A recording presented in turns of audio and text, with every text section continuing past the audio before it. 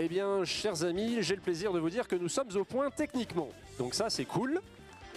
Merci pour la régie qui nous accompagne pendant toutes ces journées. Je vais donc vous présenter la dernière conférencière de cette journée qui s'appelle Hélène Goertz. Hélène, elle a un doctorat en psycho et en sciences de l'éduc. Elle travaille aujourd'hui en promotion de la santé en Normandie. Tout le monde n'a pas la chance d'habiter en Grand Est. C'était gratos, je suis désolé. Et Hélène est venue nous parler d'une conférence qui est absolument centrale dans nos journées. C'est même pour ça qu'on l'a mise à ce moment-là de notre programme. Elle est venue nous parler de qualité de vie. Hélène, je te laisse la parole.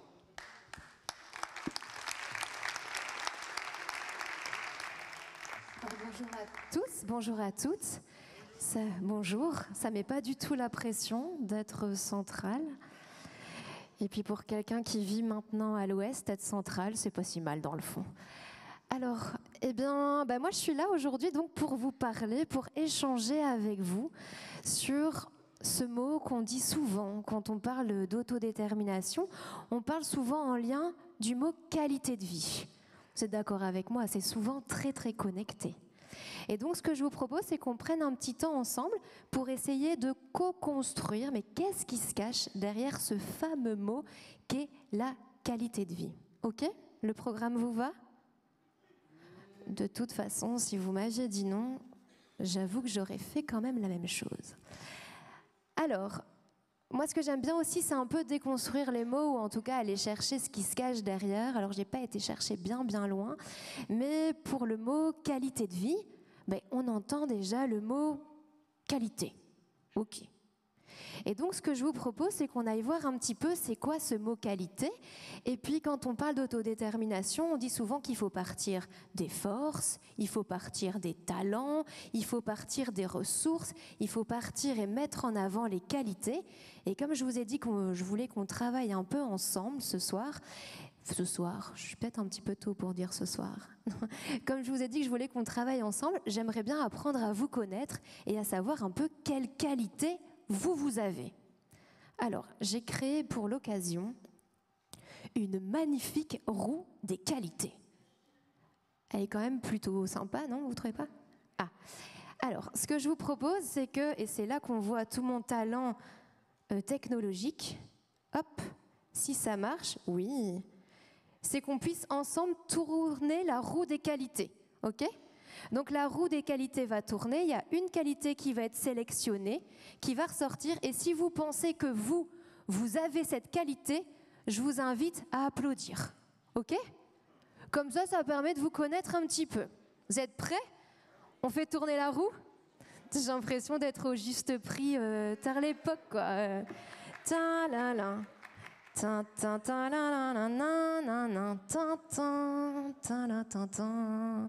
Alors, ouf!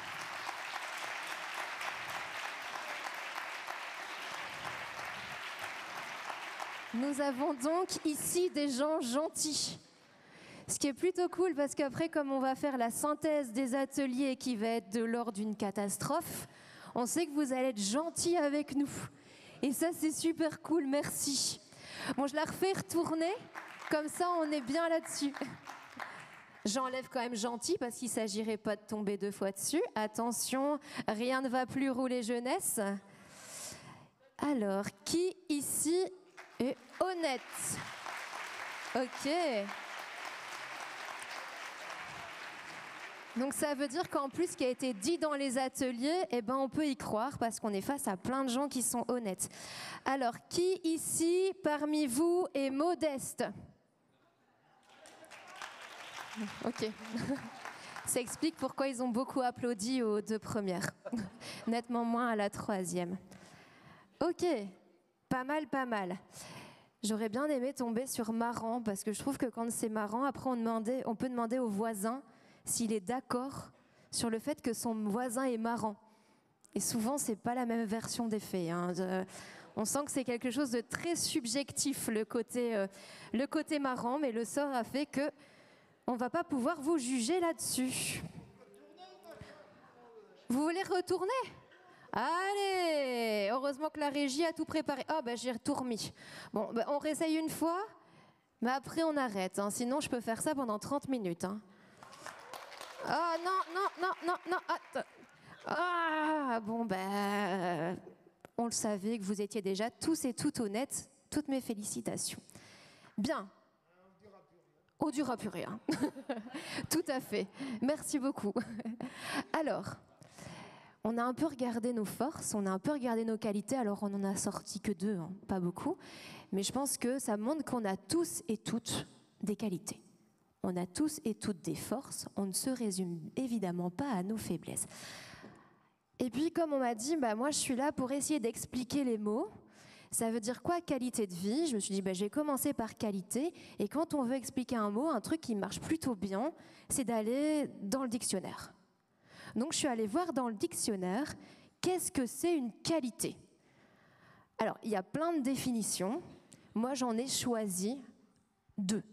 OK? Et donc, ça nous dit qu'une qualité, qu'est-ce que c'est? C'est un trait de caractère, c'est une manière de faire, une manière d'être qu'on juge positivement. Ok, alors je vous ai mis en gras ce que je vous invite à retenir dans un coin de la tête. Une qualité, c'est quelque chose que je juge positivement, que je trouve bien, que je trouve positif. Ok ? Ensuite, on a le fait qu'une qualité, c'est chacun des aspects positifs de quelque chose qui font qu'il correspond au mieux à ce qu'on en attend.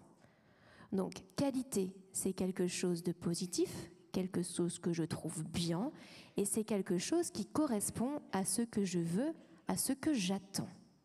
Ça va? Vous gardez ça dans un coin de la tête? Je peux compter sur vous? Ouais, comme vous êtes honnête, en plus, je sais que je peux vraiment compter sur vous, et ça, c'est top. Alors, donc on a qualité, quelque chose de positif, quelque chose qui correspond au mieux à ce que je veux et à ce que j'attends. Bon, ben, moi, je suis surtout là pour parler avec vous de qualité de vie. Alors, si vous aviez encore un petit doute sur l'accent, je ne suis pas française, je suis belge, donc j'ai fait une référence à Stromae. Outé, qualité outé, bon, ça se voit pas directement. Alors, qui ici a déjà vu ou entendu parler de ce mot qualité de vie? Et les honnêtes, levez la main quand même. Hein.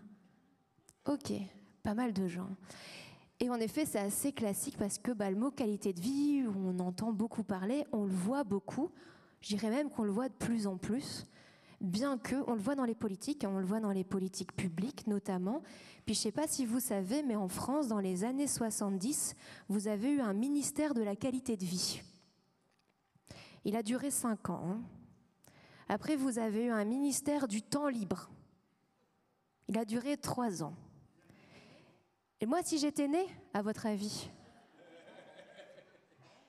Ben non, pas encore. Je suis arrivée après la qualité de vie et après le temps libre. J'ai un temps très occupé et quand même une vie de qualité. Donc vous avez ces politiques qui utilisent beaucoup ce terme qualité de vie. On le voit aussi dans les projets associatifs, hein, notamment dans le champ du handicap, et c'est aussi porté par des associations de défense des droits des personnes en situation de handicap, ce qui nous fait dire que qualité de vie, je crois que ça nous concerne tous. Parce qu'on essaye tous d'améliorer la qualité de vie des personnes qu'on accompagne. On va parler de la qualité de vie aussi des aidants. On va parler de la qualité de vie au travail des travailleurs d'ESAT. On va parler de la qualité de vie au travail des professionnels aussi d'accompagnement au sein des établissements sociaux et médico-sociaux. Ce qui fait qu'on est tous rassemblés, je crois, autour de cette notion de qualité de vie. Mais autant qualité de vie, on en parle beaucoup, on le dit beaucoup, mais c'est quoi? Finalement, qu'est-ce que ça veut dire? C'est souvent dit, mais c'est très, très, très rarement défini. Alors, je vous propose qu'on essaye de le définir ensemble, mais vous vous rappelez déjà, qualité, quelque chose de positif, quelque chose qui correspond à ce que j'attends. Et donc, alors je ne vais pas vous définir c'est quoi la vie, parce que je pense qu'on a déjà eu de la philosophie ce matin, et je ne me vois pas refaire tout quelque chose sur la vie, mais on pourrait se dire que qualité de vie, donc une vie avec des qualités, c'est une vie que je trouve positive et qui correspond à ce que j'attends. Mais on va aller un petit peu plus loin. Est-ce que vous êtes prêts pour un nouvel exercice? Ouais? Ok, bon, je vous préviens, soyez pas déçus, je ne tourne plus de roue. Je suis désolée. Mais si vous insistez beaucoup, Monsieur Marmont fera la roue. C'était peut-être pas prévu, ça. Va falloir qu'on se cause, Hélène. Pardon, c'était pas du tout prévu. Non, il n'y aura pas de roue. Ce que je vous propose, c'est de réfléchir juste quelques instants et je vous propose de vous projeter, ok ? Nous sommes le 31 décembre 2024, il est 23h58. Vous visualisez le moment ? Avec le sapin. Bah, bien, ouais, on a encore le sapin à cette période-là, c'est vrai. Mais vous êtes juste avant le moment où on va se souhaiter... Oula, vous faites ça, monsieur. Ok. Écoutez, moi, je ne bois que de la bière. Donc vous êtes dans ce moment-là où vous vous apprêtez à penser à vos vœux du Nouvel An. Ok ? Mais je vous invite quelques instants à réfléchir à quels sont vos vœux du Nouvel An. Qu'est-ce que vous vous souhaitez pour 2025 ? Ok ? Je vous laisse quelques secondes de réflexion. D'avoir une qualité de vie, c'est ça de votre vœu ? Eh bien, je pense que c'est un très joli vœu. Boire une bouteille de champagne, c'est ça votre vœu ? Avec modération, bien sûr. Je travaille en promotion de la santé, monsieur, donc forcément, modération m'accompagnera tout le temps. Ok, donc ma qualité de vie, avoir plein de cadeaux, ouais, et donc ça fait pas mal de choses. Ouais, faire la fête. Mais écoutez, vous avez plein d'objectifs. Mais donc, en effet, on est face à Anne Fagot-Largeau. Anne Fagot-Largeau, c'est une médecin et philosophe française qui nous dit « La qualité de vie, c'est tout ce qu'on se souhaite au Nouvel An ». C'est-à-dire qu'on n'est pas dans la survie, on est dans d'aller au-delà de la survie. On est dans la poursuite d'objectifs qui sont importants pour moi. On est dans ce qui fait que j'accorde du sens à mon quotidien et que j'accorde du sens à ma vie. J'en suis satisfait. Ça, c'est une première définition de la qualité de vie. Je vous invite à regarder votre voisin de gauche. Je vous invite à regarder votre voisin de droite. Alors, si à un moment, vos regards se croisent, c'est qu'il y en a quand même un des deux qui ne maîtrise pas sa droite et sa gauche. Hein. Je ne voudrais pas cafeter, mais ça ne faisait pas partie des qualités de la roue. Je vous propose de souhaiter une bonne année 2025, après tout, à votre voisin. On n'est jamais trop tôt. Bonne année à tous et à toutes, hein. Pourquoi pas ? Pourquoi pas ? Et plein d'amour et plein de bonnes choses. Et à votre avis, votre voisin, aussi beau soit-il, est-ce qu'il a les mêmes vœux pour 2025, à votre avis, que vous ? Non ? Non. Il y a de grandes chances qu'il n'ait pas les mêmes vœux que vous. Ou alors, il peut avoir des vœux qui sont les mêmes globalement. Par exemple, on peut dire, moi j'ai envie de voyager. Eh bien, voyager, c'est pas forcément voyager au même endroit, ni voyager avec les mêmes personnes. Ce que j'essaye de vous dire par là, c'est que la qualité de vie, c'est donc tout ce qu'on se souhaite au Nouvel An, c'est la poursuite d'objectifs qui sont importants pour moi, qui comptent pour moi. Mais les objectifs, ce sont les miens et ils peuvent être différents aussi de ceux des autres. C'est personnel. Ils peuvent être différents aussi bien dans l'identification de l'objectif que dans le chemin que je mets en place pour atteindre cet objectif. Donc la qualité de vie, c'est quand même complexe. La qualité de vie, c'est tenir compte de la parole de l'autre, ou en tout cas de tenir compte de son regard à lui. Pas forcément du mien et de mes propres définitions. Puis comme je vois que vous êtes super bon en exercice, là on était le 31 décembre 2024. Si on était en 2020, vous vous rappelez de cette période de vie ? Ouais. Le confinement, ouais, elle était un peu... Exactement. Est-ce que vos vœux étaient différents à cette période-là ? Oui ? En effet, il y a de grandes chances que vos vœux étaient différents. Alors, ce qui montre aussi qu'on peut évoluer dans ses vœux, évidemment, on peut évoluer dans ses objectifs, dans la manière de les atteindre, Mais je pense que ce confinement, ça nous montre aussi qu'il y a un impact de notre environnement sur nos objectifs. On a un environnement qui peut nous aider, et puis on peut avoir aussi un environnement qui peut être frein. Et quand on était en plein confinement, je pense qu'il y a des objectifs sur lesquels notre environnement pouvait être véritablement un frein. Donc la qualité de vie, c'est la poursuite d'objectifs qui sont importants pour moi. La qualité de vie, c'est aussi des objectifs qui me sont personnels. On est dans une démarche individuelle, aussi bien dans l'identification que le chemin à mettre en place pour les atteindre. Et la qualité de vie, c'est très associé aussi à mon environnement. Ok ? Vous l'avez tout ça ? Cool. Alors, hop. Et il y a des chercheurs qui se sont dit, tiens, ce serait intéressant de connaître la qualité de vie des personnes en situation de handicap. Okay ? Et donc, ils se sont dit un peu, c'est comme si on rassemblait tous les vœux du Nouvel An des personnes en situation de handicap et on en faisait des catégories ou des dimensions.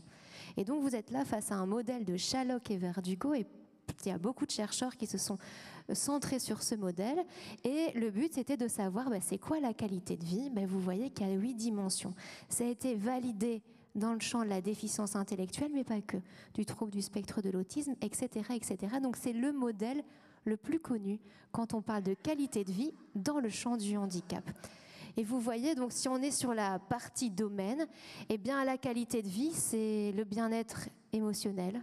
La qualité de vie, c'est tout ce qui est lié au bien-être physique, au bien-être matériel, au développement personnel, donc le fait de développer ses compétences, à l'autodétermination. Je pense que c'était la thématique de toutes ces journées qui nous rassemblent et qui vous rassemblent. Et on voit que l'autodétermination, c'est un des domaines de la qualité de vie et non des moindres.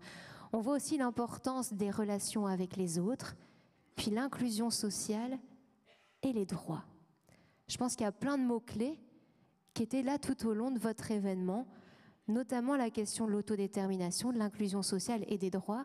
Puis moi, j'avais fait l'exercice de reprendre aussi toutes les thématiques de vos ateliers sur lesquels vous êtes rassemblés tout au long de la journée.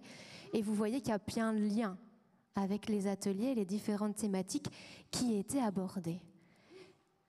Tous, vous avez raison, tous rentrent dans les ateliers que auxquels vous avez pu participer. Et donc on voit cette qualité de vie avec ces 8 dimensions, l'autodétermination qui fait partie, qui est un des domaines, puis qui est un des domaines importants et qui va aussi jouer sur les autres, parce que l'autodétermination, qu'est-ce que c'est ? C'est aussi des liens par rapport au choix de mon lieu de vie. Vous voyez que le lieu de vie apparaît dans le bien-être matériel. Ça peut être aussi le choix en termes d'emploi, ça peut être le choix en termes de plein d'éléments qui peuvent apparaître dans ces différents domaines. Donc ça rayonne véritablement sur tout. Et alors je vous ai mis aussi un petit schéma sur le côté parce que la qualité de vie, qu'est-ce que c'est ? C'est aussi un moment regarder ma situation à l'heure actuelle. Dire voilà, qu'est-ce que je vis à l'heure actuelle et qu'est-ce que j'aimerais vivre. Et justement, la qualité de vie, c'est regarder un peu cet écart qui se joue entre ce que je vis et ce que j'aimerais vivre. Plus l'écart est grand, plus j'aurai tendance à considérer que ma qualité de vie, elle n'est pas satisfaisante. Plus l'écart est petit, plus ce que je vis correspond à ce que j'aimerais vivre, plus ma qualité de vie, elle a tendance à être bonne. D'où l'intérêt aussi dans ces ateliers de réfléchir à quel est notre scénario de ce qu'on aimerait dans cette dynamique justement d'avoir une meilleure qualité de vie. Puis je vous ai quand même mis une autre définition que celle du dictionnaire. Sur la qualité de vie, on a Shalhock et ses collègues qui dit que la qualité de vie, c'est un phénomène avec différentes dimensions, vous les savez, que ces domaines sont les mêmes pour tout le monde, même s'ils peuvent varier individuellement en termes de valeur et d'importance relative. C'est un peu notre petit jeu du Nouvel An où on n'a pas forcément les mêmes priorisations. C'est pas que les choses ne sont pas importantes, mais c'est que elles ne sont pas toujours au même degré selon chacun. Alors, vous avez vu qu'il y a une petite parenthèse avec 3 petits points dans ma définition. C'est juste parce que j'ai enlevé une partie. Mais on va justement aller voir un peu plus loin cette partie. La partie, elle disait justement que la qualité de vie, c'était influencée par des caractéristiques personnelles mais aussi par des caractéristiques qui sont liées à notre environnement. Ok ? On a parlé de l'importance déjà de l'environnement. Alors moi, je suis allée sur une étude de Simoes et Santos qui a essayé d'analyser c'est quoi la qualité de vie des personnes en situation de handicap. Et ils ont essayé de trouver des prédicteurs. D'accord ? Donc, c'est des choses qui vont véritablement être là, qui vont influencer véritablement cette qualité de vie. Alors, je vous ai mis dans la partie, et c'est là que ça m'embête, parce que moi, je ne connais pas gauche et droite. Je vous ai jugé, mais je ne la connais pas moi-même. Donc, par là, je crois que c'est la gauche, c'est ça. Merci beaucoup du soutien. Et donc, par là, c'est la droite. Merci beaucoup. Donc, à gauche, j'aurais dû faire devant, derrière, c'est plus facile. Là, à gauche, vous avez des variables individuelles et à droite, vous avez des variables liées à l'environnement. OK ? Alors, ce que je vous propose, c'est qu'on va faire un petit vote à main levée parce qu'on est en fin de journée, on a tendance à s'assoupir et c'est important d'être un petit peu dynamique. Alors, ce que je vous propose, c'est, à votre avis, est-ce que les variables qui sont là sont des prédicteurs, donc c'est-à-dire qu'elles vont quand même fortement influencer la qualité de vie. Donc si, en gros, si vous pensez que le sexe, donc être un homme ou être une femme, a une influence importante et prédit la qualité de vie, je vais vous demander de lever la main. Ok ? Donc si vous pensez que, par exemple, j'en sais pas moi, les femmes, elles ont une meilleure qualité de vie en moyenne que les hommes, eh bien, vous levez la main, ou si vous pensez l'inverse, que les hommes ont en moyenne une meilleure qualité de vie que les femmes, vous levez la main. Si vous pensez que c'est complètement lié au hasard, ça n'a rien à voir, vous ne faites rien. Ça va, c'est clair ? Oh bah, vous ne faites rien, alors monsieur, vous avez bien raison. Alors, qui pense que le sexe est un prédicteur de la qualité de vie ? Oh, ok. Pourquoi ? En quoi, s'il vous plaît, si j'ai l'occasion d'entendre un peu, s'il y a des gens qui veulent essayer de... Pourquoi ? La charge mentale, c'est ça que vous dites, hein ? La charge mentale.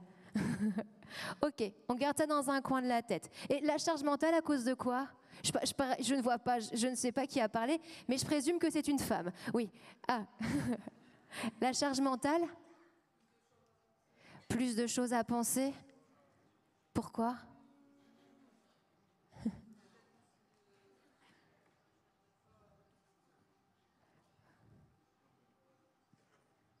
Ah, je ne suis pas sûre que le micro fonctionne. Est-ce qu'on peut brancher les micros sales, s'il vous plaît ? Pardon, désolé. Ou sinon, bon, je viens avec moi. Ah, voilà. Oui, super. Le sentiment d'être plus dans l'organisation et que l'homme est plus dans l'imprévu et que l'imprévu se gérera. Donc, plus de charge là-dessus, par exemple. D'accord. Ok. Messieurs, vous êtes d'accord ? Non. Ok. L'âge. L'âge, qui pense que c'est un prédicteur de la qualité de vie ? Ok.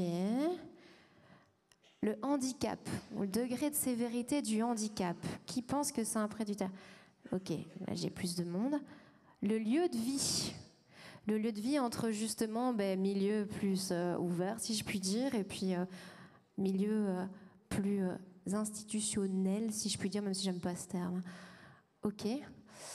Activité quotidienne, donc on est entre le fait d'avoir un emploi, que ce soit en milieu protégé, en milieu ordinaire, activité occupationnelle, ou le fait de ne pas avoir d'activité. Qui pense que c'est un prédicteur de la qualité de vie ?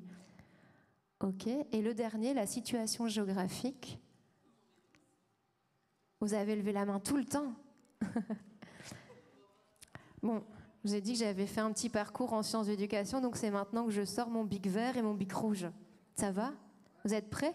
Roulement de tambour. Et voilà. Ah. Alors, je fais surtout ce petit exercice pour mettre en avant l'importance de tout ce qui est lié à l'environnement. Parce que ce que vous avez dit, madame, sur la charge mentale, alors évidemment, je le partage, mais on était sur des variables qui sont personnelles, individuelles. Donc là, on était sur la question du sexe, pas la question du genre. Enfin, on était sur quelque chose de biologique. Et on n'était pas forcément sur quelque chose... Là, vous avez montré le regard porté par la société sur la femme et sur le rôle de la femme. Vous voyez, il y avait quelque chose qui était... Là, on était sur quelque chose de purement biologique. ce qui n'était pas le cas dans la définition que vous avez donnée, qui est sûrement très très juste. Hein.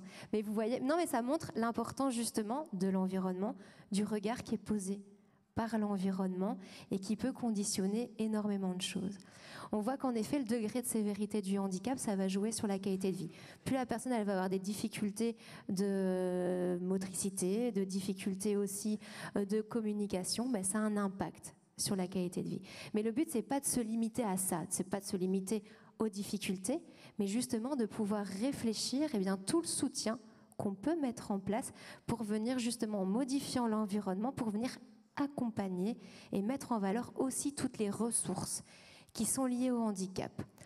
Alors le lieu de vie, oui, on va voir que ça a un impact aussi sur la qualité de vie et la réalisation des activités quotidiennes également. Alors, je regarde un peu mon timing, mais je pense que je suis dans le bon.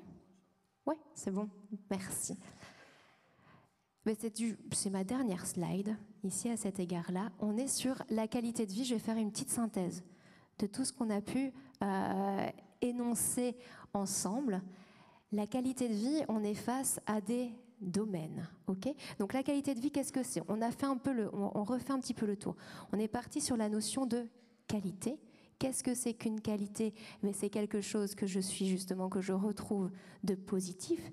C'est quelque chose qui correspond à ce que j'attends, à ce que je recherche. On est sur la vie de qualité. C'est justement cette vie qui correspond à ce que j'attends, à ce que je trouve de positif avec cette démarche de satisfaction. On a des chercheurs qui se sont penchés sur qu'est-ce que la qualité de vie dans le secteur du handicap, et ils en ont sorti des domaines qui sont donc validés empiriquement et qui nous montrent que la qualité de vie est associée à 8 domaines. 8 domaines que vous retrouvez ici, que sont le bien-être émotionnel, le bien-être physique, le bien-être matériel, le développement personnel, l'autodétermination, bien sûr, qui fait partie intégrante de la qualité de vie, les relations interpersonnelles, l'inclusion sociale et les droits. D'ailleurs, si vous regardez un peu la définition, alors je présume que vous en avez vu passer des définitions de l'autodétermination. Alors moi, j'en connais surtout une qui était en lien avec les travaux de Wehmeyer, qui nous disait que l'autodétermination, la finalité, qu'est-ce que c'est ? C'est la qualité de vie. Et c'est ce que je vous demande, s'il vous plaît, de garder à l'esprit. Donc ça veut dire que l'autodétermination, la finalité, c'est pas d'être marié, d'avoir 2 enfants et un chien qui s'appelle Médor. La finalité, c'est la qualité de vie. Ok ? Et donc la qualité de vie, qu'est-ce que c'est ? Ce sont les objectifs qui sont importants pour moi. Ce sont les objectifs qui comptent pour moi et qui se traduisent comme j'ai envie qu'ils se traduisent. Et ça, je trouve que c'est hyper important. J'ai plein de petites théories là-dessus que j'aime bien. Il y en a une, c'est la théorie de France Gall. Est-ce que vous connaissez la théorie de France Gall ? Vous connaissez France Gall ? Alors, il y a des instruments, j'ai un micro, j'ai presque envie, mais je ne vais pas le faire. Alors, la théorie de France Gall, on dit, le côté militant dit « résiste, prouve que tu existes ». Ok ? Il y a celle-là déjà. Moi, l'autre côté, c'est peut-être un détail pour vous, mais pour moi, ça veut dire beaucoup. Vous connaissez cette phrase. Ça fait aussi sens avec cette notion que l'autodétermination, la finalité, c'est la qualité de vie. Et c'est important de savoir quel est parfois ce petit truc qui compte pour la personne, qui pour nous peut paraître totalement insignifiant, mais pour la personne qui veut dire beaucoup. Et ça, s'il vous plaît, gardez-le à l'esprit. On a souvent tendance à projeter nos propres idées sur les projets de l'autre. On a souvent tendance à projeter nos propres définitions sur les mots de l'autre. Mais c'est quand même hyper important de savoir ce que la personne, elle entend derrière son projet.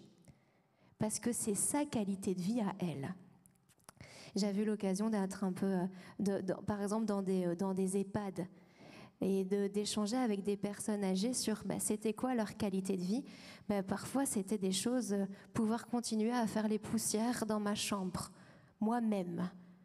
Alors, je vous avoue que ça, moi, c'était pas mon projet à moi. Mais pour la personne, c'était hyper important parce que ça permettait de continuer à avoir son chez elle, qu'elle s'appropriait. Et elle avait la fierté de cette chambre qu'elle ouvrait à sa famille. Mais donc, c'est important de connaître aussi le sens qui est accordé par la personne, d'où cette finalité de l'autodétermination qui est la qualité de vie. Et donc, vous voyez que je vous ai remis donc ces 8 dimensions, et puis à côté, ces prédicteurs qui nous disent que oui, le handicap, ça a une influence sur la qualité de vie, mais ça nous dit surtout l'importance de repenser, de penser, de co-construire notre environnement pour justement pouvoir réfléchir à comment s'adapter pour favoriser la participation de tous. Ça pose la question des lieux de vie, des règles dans les lieux de vie. Ça pose la question des droits, de la connaissance des droits, de la reconnaissance des droits et de l'application effective des droits au-delà de la vie en collectivité. Et puis l'activité quotidienne, ça met en avant l'importance de la participation sociale et aussi d'avoir des rôles sociaux valorisés. Être parent, être frère, être sœur, être un collègue et d'avoir justement une identité qui va bien au-delà de celle d'être une personne en situation de handicap. Et puis finalement, un grand prédicteur de la qualité de vie, c'est l'autodétermination. Ça a été montré largement dans la littérature, c'est qu'en fonction justement de l'autodétermination de quelqu'un, on peut prédire sa qualité de vie. Donc je pense que c'est important de ne pas oublier la qualité de vie, c'est important de se mobiliser en ce sens-là, et ça veut dire aussi d'être des agents facilitateurs d'autodétermination, et je vous remercie de votre attention. Merci Hélène. Alors, Hélène a accepté de partager un risque avec nous pendant ces journées, puisque elle avait, comme les autres intervenants, 1 heure pour intervenir devant vous. Sauf que je lui ai demandé, Hélène, on a des ateliers qui sont des ateliers collaboratifs. On va faire réfléchir ensemble les gens. Et ça serait rudement bien qu'on essaye d'en faire un truc après. Mais il y a un mais. Le mais, c'est que à l'heure où je te parle, c'était il y a quelques mois, moi je ne sais absolument pas ce qu'ils vont raconter ces gens. Donc pour préparer ton intervention, ça ne va pas être très commode. Mais non, il n'y a pas de mais, c'est juste pas très commode, monsieur. Bref, c'est là-dessus qu'on va essayer de réagir maintenant. Avant cela, je voulais m'assurer que, moi j'insiste beaucoup sur la centralité, je vous disais tout à l'heure, de la notion de qualité de vie. Alors, avant qu'on tente de rebondir sur les propositions des ateliers, est-ce que vous souhaitez poser une question à Hélène Gertz sur son intervention? Alors, il y a des questions devant. On m'a dit aussi de faire attention aux bras qui pouvaient se lever au-dessus. Alors, je vais bien regarder partout. Non, c'est au bas que ça semble... Voilà, il y avait le monsieur là, qui avait levé le bras le premier, je crois.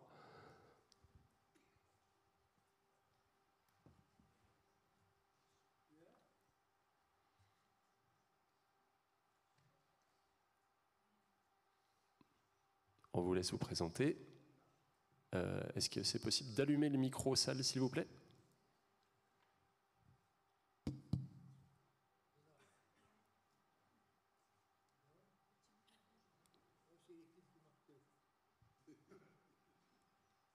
Il ne marche pas. Peut-être on peut switcher les micros. Il a l'air de mieux marcher. Allô, allô? Eh oui, on vous entend. Bonjour à tous, je m'appelle Florian et je suis de l'association Nous aussi 84. J'avais une question, parce que vous dites que dans votre tableau, là, le sexe et l'activité, la vie géographique ne comptent pas. Mais pourquoi ? Alors, pour tout ce qui était lié au sexe, c'est qu'en fait, là, nous, on parlait d'un sexe qui était... dans l'étude, en tout cas, il parlait d'un sexe biologique. Donc, c'est-à-dire le fait d'être un homme ou d'être une femme, mais biologiquement parlant, donc en termes de corps, si je puis dire. D'accord ? Et là, où moi, j'apportais aussi Cette nuance, c'est que parfois, il y a aussi tout ce qui est lié au regard qu'on porte sur la femme. Vous comprenez, parfois, en tout cas, ce qui était dit par madame, c'est que une femme, parfois, dans les représentations qu'on se fait d'elle, c'est quelqu'un qui doit, par exemple, gérer les enfants à la maison, qui doivent organiser ceci, qui doivent organiser cela. Et ça, c'est plus lié au regard que la société, elle porte sur la femme et au rôle qu'elle donne sur la femme que sur quelque chose qui est purement ici biologique. D'accord ? Ça va ?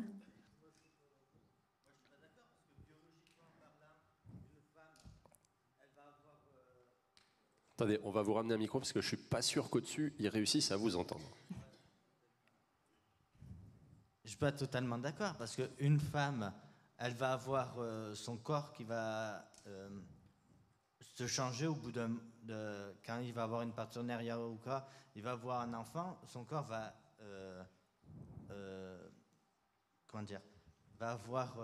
va évoluer et va avoir après certaines séquelles par rapport à un homme qui va être normal, on n'a pas besoin de rien faire, nous. Vous avez besoin de rien faire. Non, mais on va dire que notre corps va pas évoluer. Oh, si votre corps va évoluer quand même, monsieur, vous savez.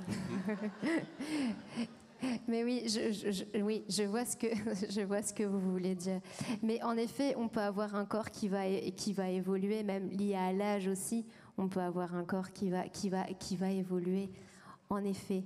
Mais comment apporter cette nuance d'une manière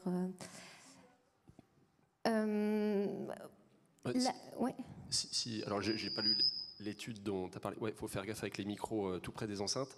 Là, les gens ont été interrogés. Peut-être tu peux remettre la slide, non, si tu veux bien. Il y avait, je crois, 1200 personnes qui avaient été interrogées comme ça sur. En gros, on leur demandait est-ce que vous trouvez que vous avez une bonne qualité de vie ? C'était ça l'enquête ?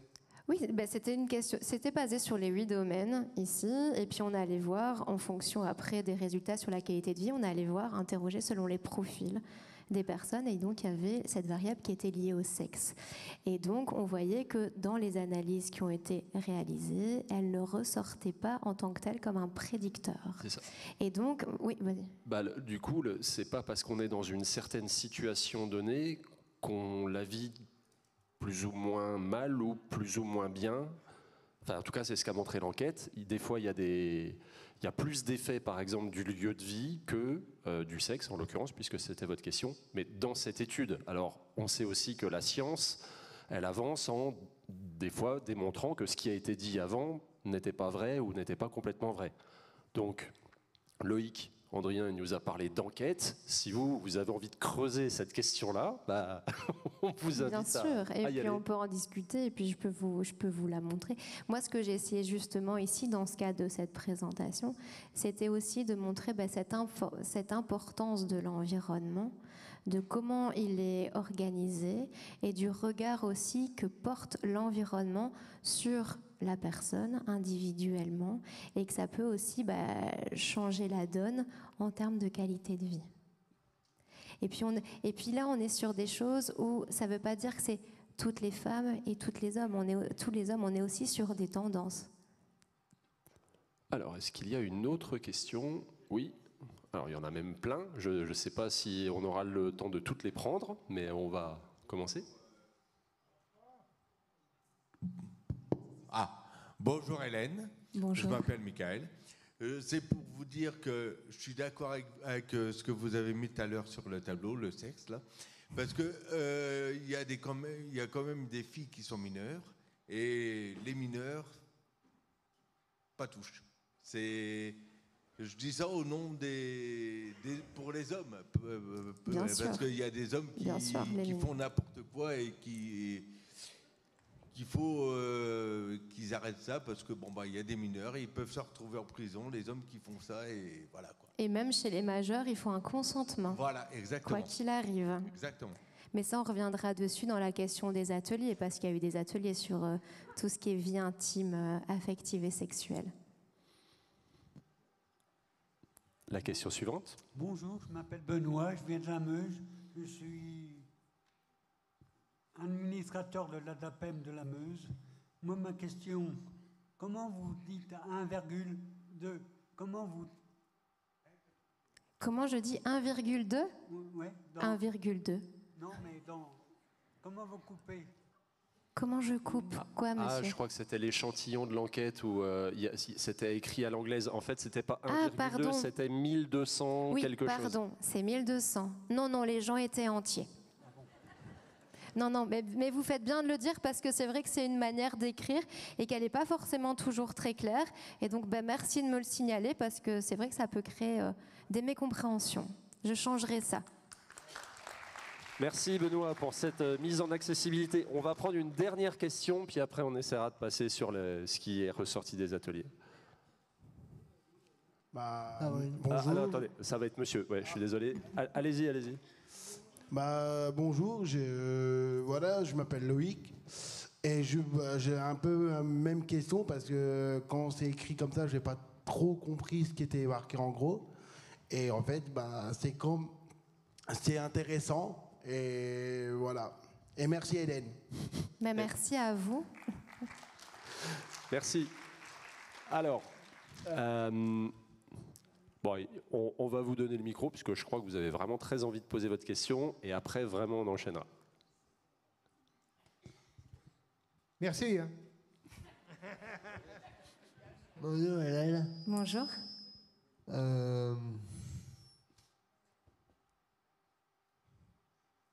Comment vous faites pour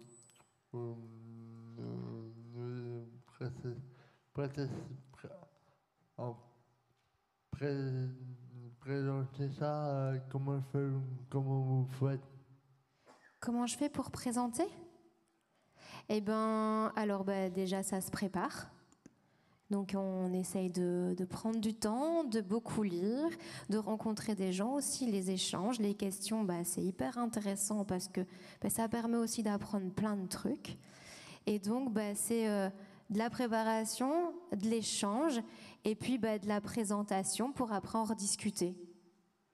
Je sais, mais quand même, pour le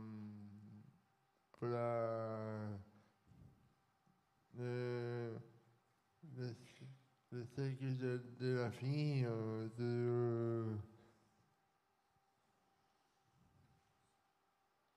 moi, on ne veut pas dire n'importe quoi sur les filles,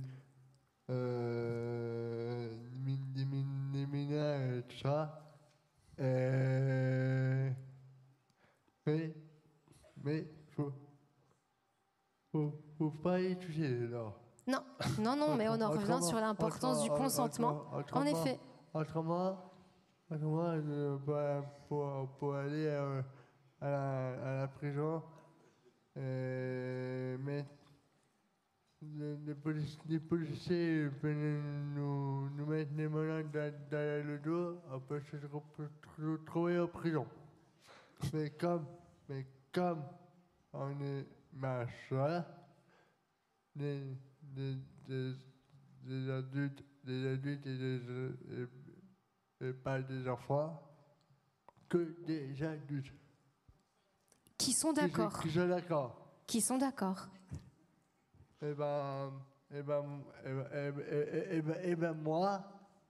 Moi, j'ai déjà une copine qui est au foyer de vie à Lams. Félicitations. Qui s'appelle Laura, c'est mon petite copine. Elle a le même âge que moi. Vous lui remettrez notre bonjour à Laura. Ok, il n'y a pas de problème. Bon, écoutez, je crois que la transition est faite vers nos ateliers, puisqu'il était, entre autres, question de vie affective et sexuelle. Et donc, je reprécise bien que dans l'étude présentée par Hélène Gers, le mot sexe ne voulait pas dire relation sexuelle, mais le simple fait d'être un homme ou une femme. Ceci dit, les relations intimes, affectives et sexuelles font partie de la vie. C'est même une composante essentielle de la santé, et vous en avez un peu causé.